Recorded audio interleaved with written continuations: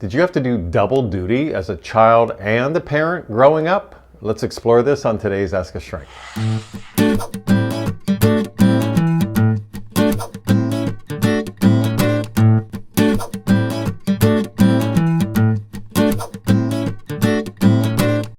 So being parentified by a parent means that you had to do double duty. You were a child trying to grow up, but then sometimes, if not always, had to take on the role of the parent because of extreme family dysfunction. That's a hard way to grow up, right? Just being a kid growing up brings enough challenges of its own without having to try to act like you're a parent, taking care of adult responsibilities. So that's doing double duty. And kids pay a big price for having to do double duty. Because no matter how a parentified child is acting, no matter what, they're still a child. Even though they're not acting like that in public. They may appear to have it all together, but inside they're very wounded and crying out for help. They may not have the words for it, but they're needing help. Because in addition, the parentified child, when things do go wrong in the family, they may then start blaming themselves, especially as they get older. Well, if I had only done more, why didn't I see that crisis appearing? Why didn't I catch it before it happened? So the family loses the house because the mortgage isn't being paid. The parentified child saying, it's my fault. I should have called the bank and worked things out. Well, no. No to any and all of that. It's not the child's role or responsibility to be the adult, to try to solve and work with adult problems. That's up to the parents. The parents have abdicated all their responsibility, but of course for a parentified child growing up, they're not going to be able to figure it out on this level, right? They're internalizing it like they did something wrong, where of course we realize they didn't do anything wrong. They were just responding to the trauma. But then that's what happens. They blame themselves and then feel guilt throughout their whole life. And maybe will bring that into adulthood in terms of with their partner, their husband or their wife, still taking on that role, which is very sad because that's not what healthy marriages are all about. If you're 10 years old and thinking you're the adult, you have to handle things, then you're going to be very aware of your imperfections. I didn't do this right. Very aware of errors, and this can transfer over into school, in fact. I didn't get an A. I didn't get straight A's this term. And they may grow up with the tainted view of the world. There's always an unfairness in the world. Everything seems unfair because they learned about unfairness in the nuclear family at home. Not realizing it's a very sick, toxic family, they think it's normal. So then, of course, that's projected into the world.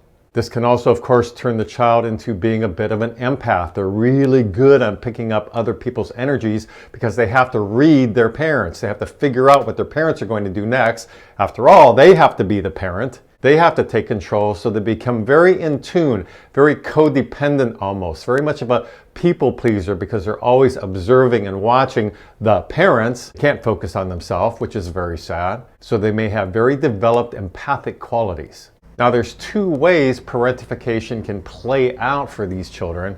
The first one we'll call instrumental parentification, where the child is basically just taking on all the behavior, the adult roles of the child. They're raising their younger siblings. They're planning out the grocery list, maybe even buying the groceries. They're cooking, they're cleaning, they're doing the housework. They're putting their drunk mom to bed. This is more about the behaviors. Emotional parentification is when the child becomes more of the parent's confidant, more of their mini therapist. They're always there to listen to their adult problems. They're trying to solve their problems for them. The child may feel like they're an intimate partner in a way to this particular parent.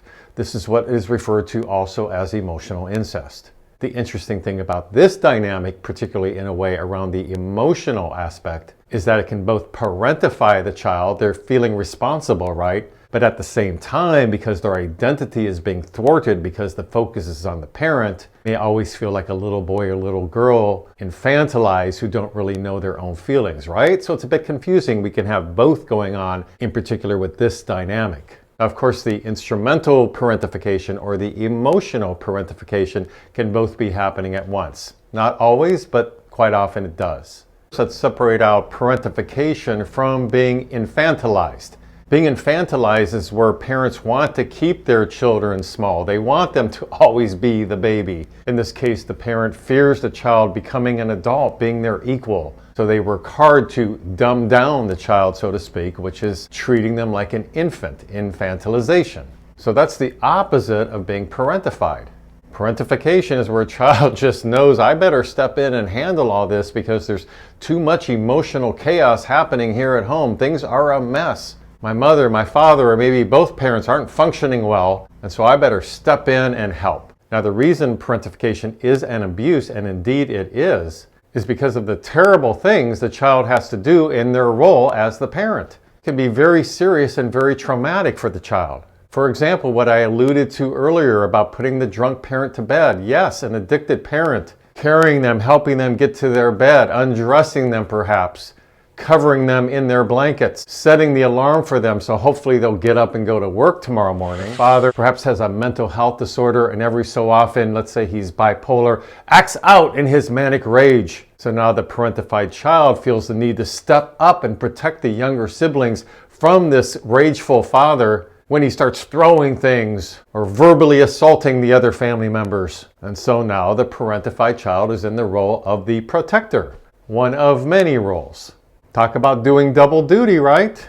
Child's trying to grow up, they still have to go to school. They're dressing themselves for school, getting themselves to school, trying to do the homework, we assume, because they're continuing on with school. Very challenging and destructive to have to do double duty. Said child brings into adulthood that feelings are to be avoided. Behavior is more important. It's all about a sense of duty. Being obedient is the most important thing for a child to be. And parents always deserve respect no matter what. These are not helpful messages for an adult to bring into their adult relationships. These are very rigid, right? Very black and white, and that also happens to parentified child. They may even have OCD-ish kind of traits because they had to be so rigid, so black and white growing up as a way to cope with all the emotional trauma in their home. So this is just an overview about what it's like to do double duty, how sad it is, how difficult it is for a child to have to go through this, be raised this way growing up. Were you parentified in your life? Please leave me some comments below if you were. I'd love to hear what that was like for you. Please subscribe to my mental health YouTube channel if you like these kind of videos. And until next week, this is Brad Shore signing off from Ask a Shrink.